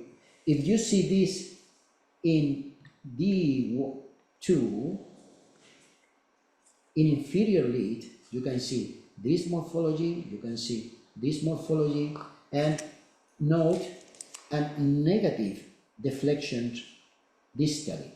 This negative deflection corresponds that if we have the appendage, this is right appendage and this is left appendage, and this is the Pachman bundle. Okay, and this is the main interatrial Pachman bundle connection. What is happening in this area? When we have block of the Pachman bundle, conduction go from down to up. Okay, and then this goes down to up, and this is the result of this negative deflection in D2, because go up. Okay, negative, and here you see that this is the so-called interatrial Pachman bundle block or Bayes de Luna syndrome. And when we have this morphology in D2 in inferior lead, it's usually in relation with the less contractility of the left atrium, and that means more possibility of thrombus or even atrial fibrillation. Let's go again to visualize the left atrium, and let me show you this in this specimen again the in this case we have four pulmonary veins maybe, and please note the superior vena cava, right superior pulmonary vein, the transverse sinus of pericardium again, and note the interatrial Pachman bundle, the inferior. You can see the coronary sinus, the right coronary artery and left coronary artery, and note in this case the coronary sinus and the area that correspond to the right wall extension of the Pachman bundle, the transverse sinus of pericardium, and the left wall extension of the Pachman bundle. And please note here, this vein here, this is the great cardiac vein, this is the Marshall vein. You can see here the Marshall vein in anatomic relation with the left wall extension of the Pachman bundle. And this is the area that when we look endocardially, the left atrium, here you can see the left atrium endocardially. Note that this is the area you can see the appendage, and note the ridge. The ridge from superior to inferior and from anterior to posterior. This is the ridge, the area. This is the left superior and the left inferior, the area that correspond to the landing zone for the left atrial appendage. And this is, we use the term ridge, but let's see in this specimen, let's see again, let's go, let's turn, and you can see that this is not a ridge. This is a fold. This is a simple fold of the lateral wall of the left atrium. Can you see that this is not a ridge? This is the fold. And what is these fibers? These fibers are the left wall extension of the Pachman bundle. You can see this is the left wall extension of the Pachman, and this is the appendage. This is the area of the Marshall vein, left superior and left inferior. And note that this is the appendage. Let's go again, and please note the non-uniform myocardial content. Let's focus, please. Non-uniform myocardial content of the left atrium. Note thinner, thicker, thicker, and thinner. And this non-uniform myocardial content of the left atrium is crucial, because when we try to see how are the myocardial content of the left atrium, we are going to distinguish three main bundles that we are going to finish just to understanding these three bundles. One endocardially and two epicardially.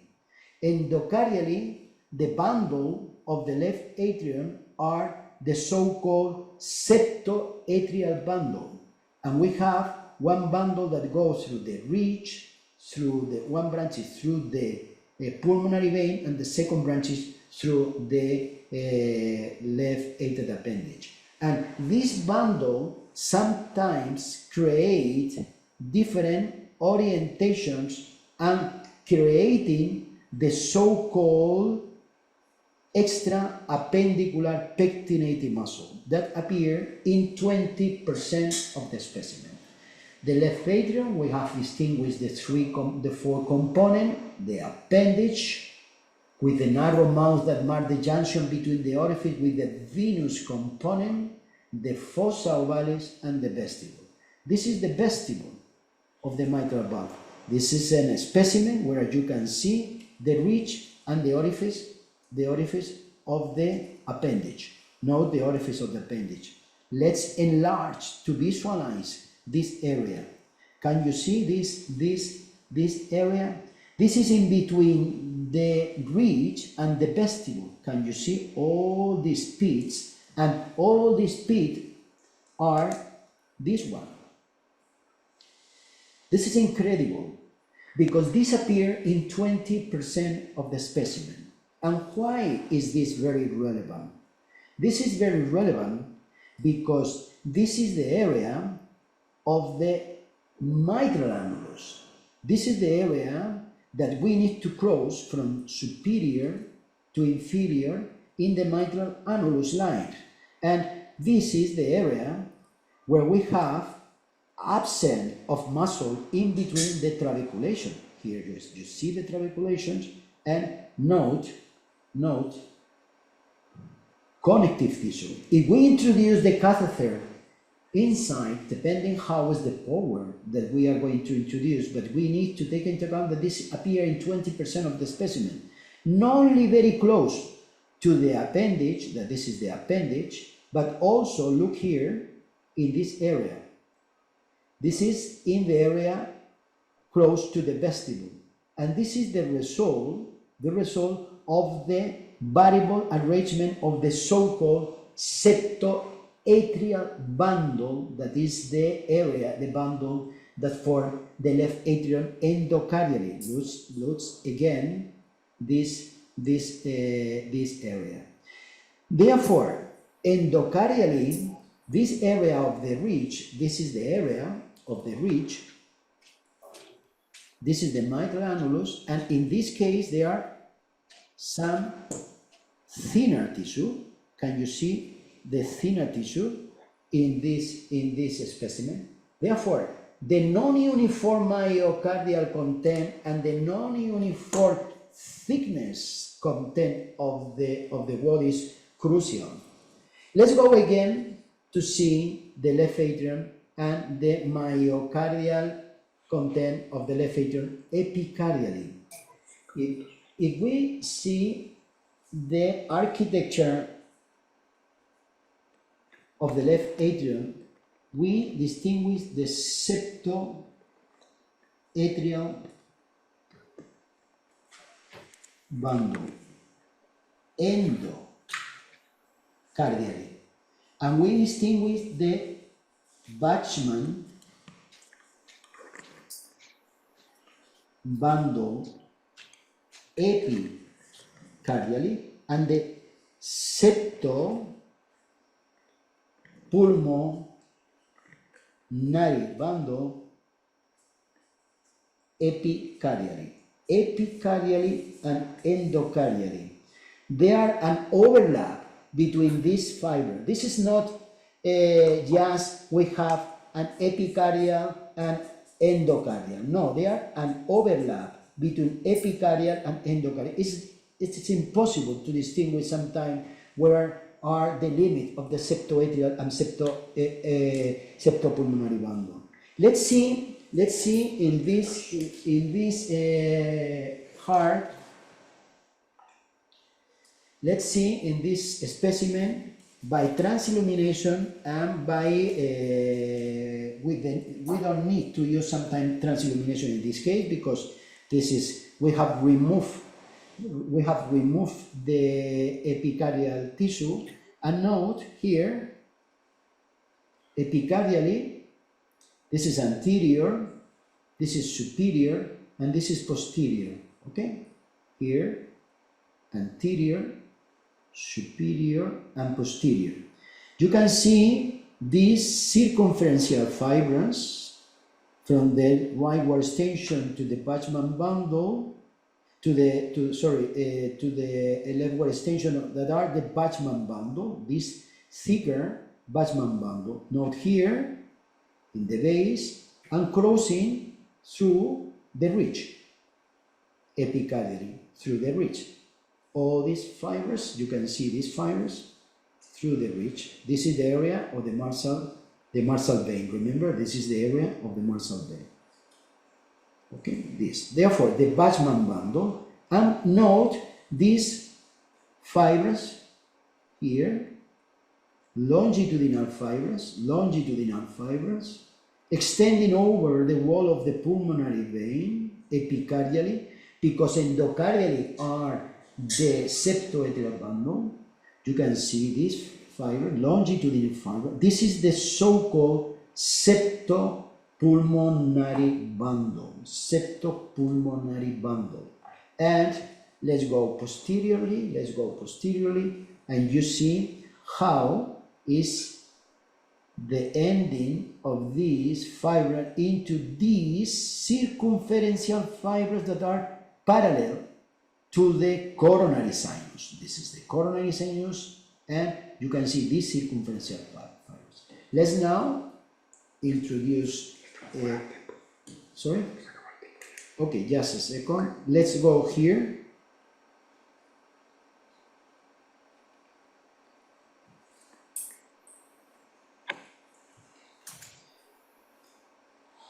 I have many lights in the room, but can you focus? Can you see how is the non-uniform myocardial content of the left atrium? You can see these fibers, not these fibers here, and how is the orientation of the myocardial fibers. Okay, I think our time is finished.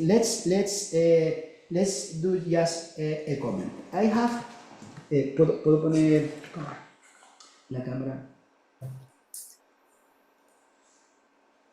We have seen in this 1.5 hour, we have seen many anatomic landmarks, some anatomic structure of the cardiac chamber that are crucial for electrophysiology. But one, and believe me, that one important thing that we need to learn in the future is that gross morphology is very important, but architecture, muscular architecture of the cardiac chamber is more important. This is the future of electrophysiology. We need to understand that how is this arrangement of the muscular fibers, for example, in the left atrium? How is the arrangement of the so-called septopulmonary bundle in relation with the septoatrial bundle? How is the arrangement of the neurovegetative system? That we have the postganglionic sympathetic fibers and preganglionic parasympathetic fibers and mixed fibers, for example, in the area of the muscle vein. But also, how is the arrangement of the myocardial tissue? Because the myocardial tissue, when we see how is the more prevalent fibers in the myocardium are not the cardiomyocyte, for example, are the fibroblasts. We have the cardiomyocyte and we have the interstitial space. And the interstitial space, we have the cellular component of the interstitial space that are the fibroblasts or myofibroblasts. And we have the extracellular matrix with connective tissue. Therefore, how is the balance between the presence of connective tissue of these fibroblasts in relation with the cardiomyocyte is crucial, because arrhythmias, where we have connective tissue, we have arrhythmias. Therefore, in the future, for you, for young generations, is crucial. For example, you need to move the catheter inside the lab, and you need to know how is the anatomic relation between the right and the left ventricular outflow tract. But we are going to use CT scan, we are going to use CARTO, different navigation system. Therefore, it's going to be easy to identify the three-dimensional arrangement of the cardiac chamber. Of course, we need to take that in our hand to understand. We need to identify, before to identify, we need to know how is this structured. But this is going to be simple because the tools that we are going to use in the future is going to facilitate a lot. But scar is arrhythmia, and scar is connective tissue. Connective tissue is fibroblasts. Fibroblasts to understand how is the myocardial content of our heart. Okay, this is just a comment. Do you want to do any comment or any question of any doubt? Thank you very much for your attention. Well, thank you very much, Dr. Kubera. It's always very impressive. Of course, we have time for a few questions, comment, and you will hear a lot of all this anatomic structure, particularly when you will hear about the Marshall Plan later in the week. Thank you very much, Dr. Josep Cabrera from Madrid for the excellent presentation. I'm Dr. Lê Minh, an electrophysiologist from Vietnam, and I have several questions concerning about the cardiac anatomy. I have seen that you refer to the structure called septomarginal, and I wonder what is the definition of marginal? For example, septoparietal, we can understand that the parietal is a kind of free wall of the right ventricle, but I cannot understand the term. What is the margin in this? Some people, at the beginning of the description of the term septomarginal, people use the septomarginal like one of the branches of the septoparietal trabeculation. But in my opinion, this is not. The septomarginal is in the septum. This is just forming the thickness of the septum. This is the septomarginal trabeculation. And septoparietal are in the free wall, right and left septoparietal trabeculation. The septomarginal have one infundibular attachment. It's like, I don't know how to say that in English, it's like two branches superiorly that go through the, but in the septum. This is just forming and engrossing, forming the thickness of the septum. And the remaining trabeculation are septoparietal trabeculation. Well, if the septomarginal trabeculation is one of the part of the septoparietal trabeculation, I am not agreeing. I think are two different, we should use two different terminologies. Septomarginal, septoparietal to the free wall, and the septomarginal with the ending of the septomarginal, the main ending is in the moderative band because the right bundle band is one in the inferior limb. Is the superior limb of the septomarginal to the infundibulum, inferior limb through the apical component and apical trabeculation of the right ventricle, and one to the moderative band, even connecting some of them directly to the anterior papillary muscle. You know that the so-called conal or medial papillary muscle that appear with the papillary muscle, but sometimes with a direct connection of the tendinous cord in 20% of the heart, direct connection, they connect with the septomarginal trabeculation. Therefore, the septomarginal is one independent trabeculation in the right ventricle that this is forming the thickness of the septum. It's okay for you? It's okay. It's working for me. And the second question, referring to the conus papillary muscle. Sir, I cannot hear. Yeah. Maybe.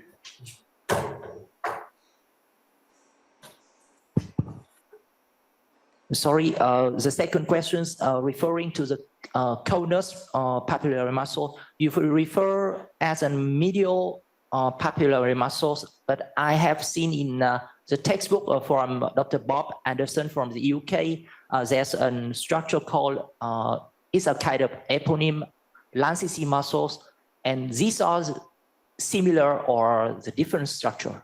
It's the same. Lancisi is the same. Conal, medial, Lancisi the same. It's the same papillary muscle. Yeah. Thank you very much. And the third question. It's the same term. I know very well Bob using this, they like to use this eponym, but this is the same. This is medial. Medial is okay. Conal also. Yeah, thank you. And the third question referring to the cardiac summit. I have seen in the presentation, we have two regions of non-accessible and accessible. But I wonder, what is the inferior limit of the cardiac summit? Because we all have the superior limit is a kind of bifurcation of the common trunk of the left coronary artery. But what is the limit of the inferior of this triangle? Okay, you know that it was described by the triangle of Moet and was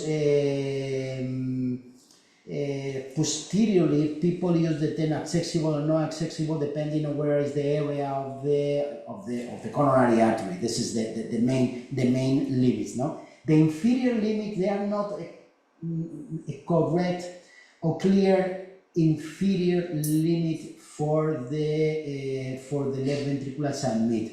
In my opinion, is the area from where the septal branches of the coronary artery began to appear and the area of the anterior interventricular vein. This area, let me show in one specimen.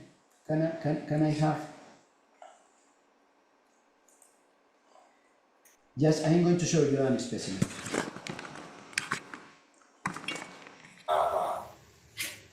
Just a second, one minute.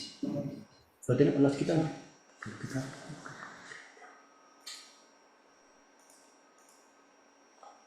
I don't know if we can just. No, I think we have some problems. Yes, we do. Yes, let me, just a second, the camera is trying to suck it out, no? No. Okay, just a second. Okay, yes, I'm going to try to show you in this directory in the camera because we have some difficulty, no? Then, here you see, if we focus here, you see the area that corresponds to the show you the heart in this sport. This is, I am looking my face and the specimen. This is, you can see here, this area. I think it's not possible to do, no? Okay, you see the anterior interventricular vein, therefore, the limits probably it's in this area, the inferior limit is probably in this area, but the limit is going to be marked by the, I think it's not, we should not use the limit from an anatomic point of view, because sometimes the origin of the arrhythmias in this area are more inferior to the area of the septal branch, no? I'm not sure. I think that this is a transition from, because there are an individual variability of how is this